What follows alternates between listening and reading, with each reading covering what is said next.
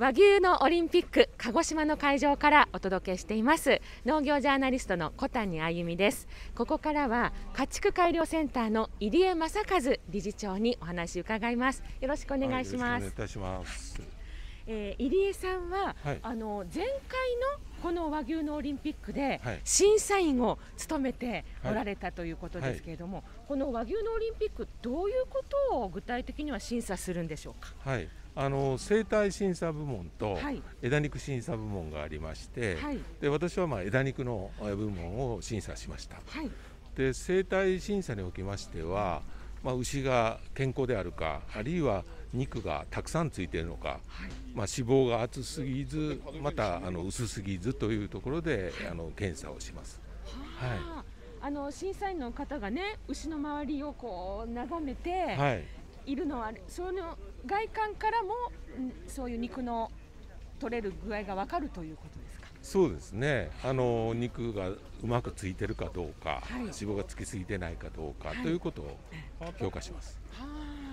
そしてその枝肉の方はどういうことを見るんでしょうか。枝肉は肉のカットとかですね、面を見て肉質ですね、あるいは全体的な肉量というのを審査します。で肉質につきましては、霜降りの度合いだとか、あるいは色だとか、脂肪の細かさとかですね、で質についても評価します。質はどうやってわかるんですか。機械がありまして、オレイン酸とかですね、顔料が本当に迅速に出るようになってますので、その数値を見て評価します。数値でわかるんですね。この和牛の歴史っていうのはもう本当日本のね、知恵の知識の結集だっていうふうに言いますけども、どういう歴史があるんでしょうか。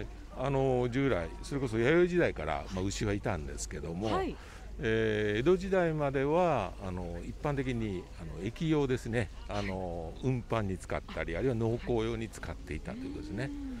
で明治時代から我々、牛肉を食べるようになって、でそこから改良が進んだということですね。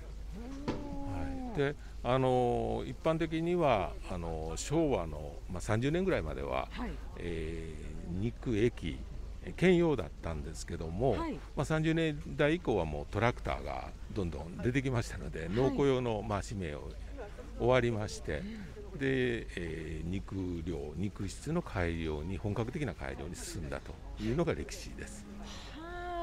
日本ではこの田んぼを耕したりするのに牛が引っ張っていた。そうですね。もともとはですね。もともと兼用でしたね。それが機械が導入されたとともに、今は食べるために改良が進んで、そのよくサシって言いますけども、和牛の求めている特徴ってどういうふうに改良されたんですか。和牛はもともとですね、脂肪構造サシが入っているというのが特徴なんですね。でその数値をもとに、改良が進められた。肉質ではそういうことですね。で他にもちろん肉量も改良していったということで、現在は脂肪の質を重視し始めているということですね。今はいわゆる脂肪交雑、サシがもうね、いい高品質なものができるようになって、脂肪の質を美味しく健康なものにしようという時代に入っていると。そうですね。和牛は脂肪の質も海外の牛と比べて特徴がありまして、オレイン酸が多くて融点が低い。それは舌触りが良くなったりですね、あるいはジューシーさを感じたり、あるいは風味を良くするという効果があります。そうなんですね。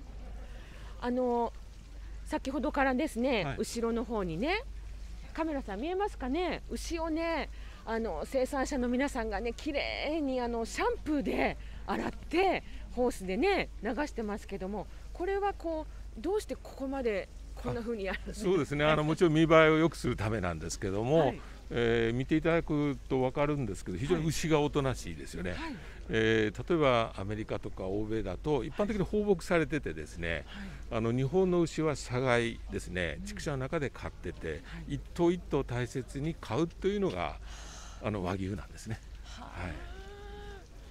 だから牛が人にも懐いてるし、懐いてますね。非常に大切に育ててるということですね。